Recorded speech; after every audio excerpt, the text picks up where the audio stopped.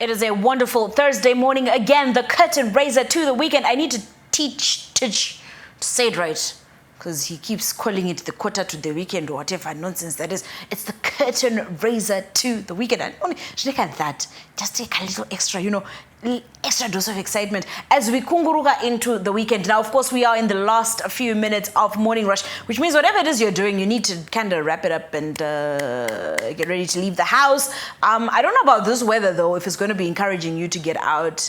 But those who are getting ready for, for their kids going back to school, this is what you're going to be dealing with during school run. Just thought I should laugh at you because we deal with this every day, so we're fine.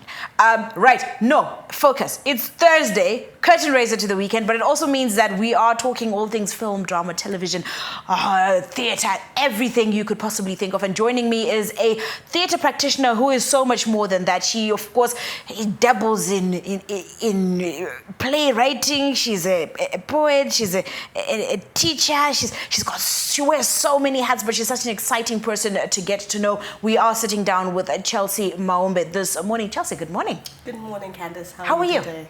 I'm okay. Yeah? I'm okay. Did you make it out of bed? I did. I did. By the grace of God, I made it. Tell me something. Let's start with you being a teacher. How? Well, I teach drama. So I started teaching at a junior school about 2018 at a junior school at Hartman House. And it was really just to help out a friend who had a drama department. And I said, hey, I love drama. Let me come and play with your children in the afternoons and do some work with them. But then because I never studied drama in school when I was in high school, it's always a thing that I've always hoped can actually be there, so that I feel like if I'd done it, I would be like strides ahead in my work. So when the opportunity came to teach at a high school, to teach drama, I took it. Yeah. I took it wholeheartedly. So I think it found you. This path it just found me. It's like, hey, come here, let's go. Yeah, literally.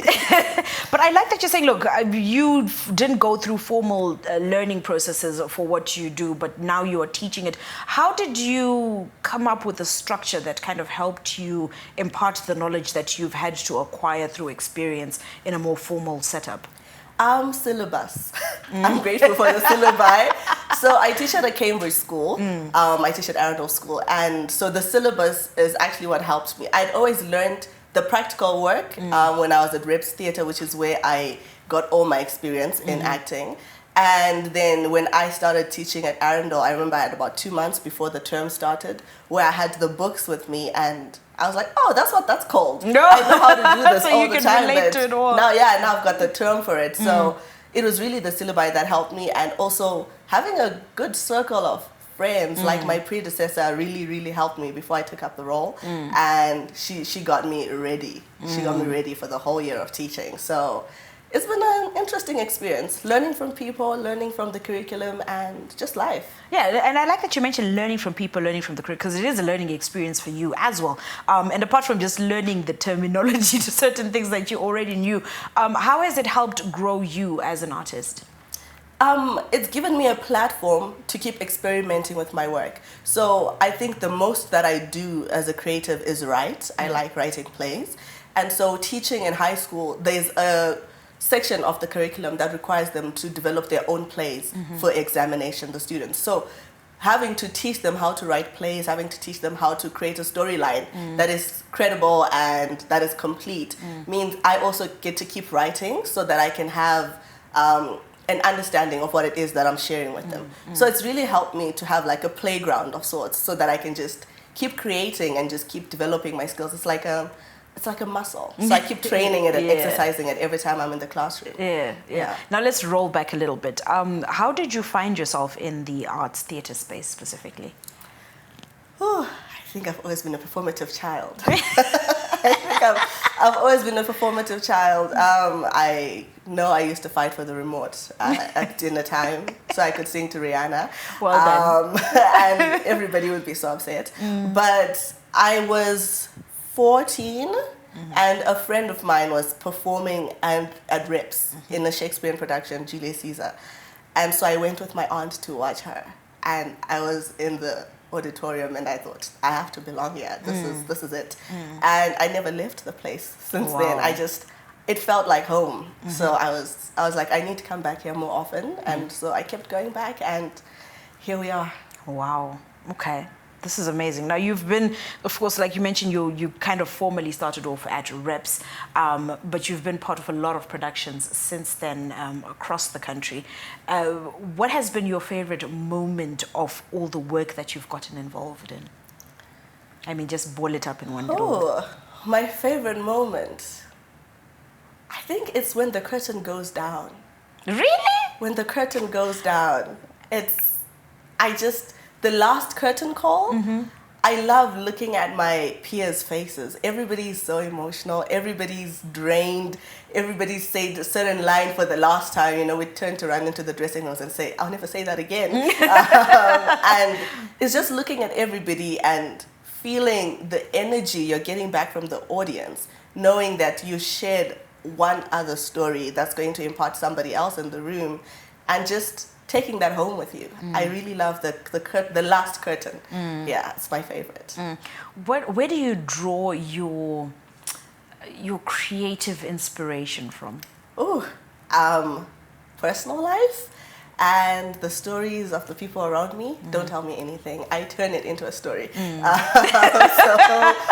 I like to focus on gender disparity and sexual politics. So I tend to just listen to what's happening to the women around me in the society. I look at what's happened to me in my life growing up, and sometimes it's a word. Someone says something and I hear a word, and that word rings in my mind for a while, and then I want to tell that story. Wow, I'm going to borrow your brains for a bit. Tell me a word and it literally stays as just a word. Now, you mentioned going to theatre at 14, as a teenager. And I remember at a certain point in Zimbabwe, that was a very popular thing to do. You'd go to the theatre, it was normal. Unfortunately, now our teens are not in that space. Where did we lose that love of theatre, that love of live performance, that love of drama? Where do you think we lost it? I'm not too sure, but I might throw it at the digital age. I know that there's this desire now that if I can watch it from the comfort of my couch, why should I leave my house and go somewhere else to go watch it? That people have developed. But I also think that there's a change in the type of teenager we have, and similarly from that, the type of parent that we have. So I know that I went because my aunt was a big theatre fan. So it was her thing to say, there's this playing at Reps. Do you want to go watch? There's this happening. And a lot of her clients were from Reps, so she always knew when the shows were coming. Right. So I think it stems from the influences around the teenagers, and not to like blame parents, but I just think there's been a lack of interest from adults going to watch theatre productions. You'll find a lot of the audiences are the same people that come every time. You've got like a following of the same people, but rarely are we getting new people coming in to watch productions. And I just think it's because of the digital age, just changing everything, and may have to change the way we present our work as well. That's interesting. How would you suggest you change the way that you present your work? So I'm not a big camera person, but I know a couple of theatre companies. For example, Zimbabwe Theatre Academy, they've started a YouTube channel, Follow Spots, which records theatre plays and then puts them on YouTube so that people who don't want to come to the theatre can still watch them. I think something like that. There is a novelty to being in the room and watching a live production that I think we should never take away. Yeah. But I think it is imperative as theatre practitioners that we also cater for the other type of audiences that don't want to be in an open space. So I think recording and sharing it out there. Now, speaking of recording, you somehow found yourself with Captain Mfombi. Like, what happened? Bless. I got a call 24 October. I hate that I remember the day. 24 October, a couple of years ago, from a good friend of mine, Shono Mundawarara, and he said, hey, we're filming a Captain Mfombi scene. Do you want to be in it? I was like, cool, where? He told me where to go. I showed up, and I think it's actually like the pilot, and I showed up and we recorded it, and I remember we spent hours trying to get the M for Mfombi right on the seat. But it was really nice, and I mean, I like Pro and the entire team from Envision. It was quite a good experience, and it was my first, it was my first experience like being filmed performing. So I really enjoyed that. Yeah. So do you think you could actually do more on camera work? I could. I have a little moment in Just Say Hello when it comes out. You could catch me there walking about. I could, but I really get a rush when I get on stage and it's live. You know, having to get everything right in the moment for the audience. There's a kick that I get from it that I don't want to. It's a different type of energy altogether. Chelsea, as we wrap up, unfortunately, because we are out of time, I know that you're already involved in shaping young minds towards improving our drama and theatre scenes. But what do you wish you could do more of to improve that part of our entertainment sector? I would like to, and that's where I kind of see my future. I would like to engage more in social responsibilities of going into schools, going into communities, and helping young people tell their stories, whatever story it is that they want to tell. Because I think being able to appreciate one story comes from you having told a story before.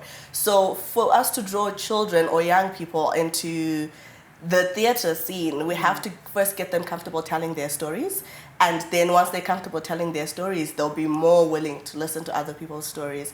So that's kind of what I'm doing with the projects I'm touching on at the moment. Thank you so much for sitting down with us, and of course for shaping our young minds and being that person to them that you wanted when you were growing up.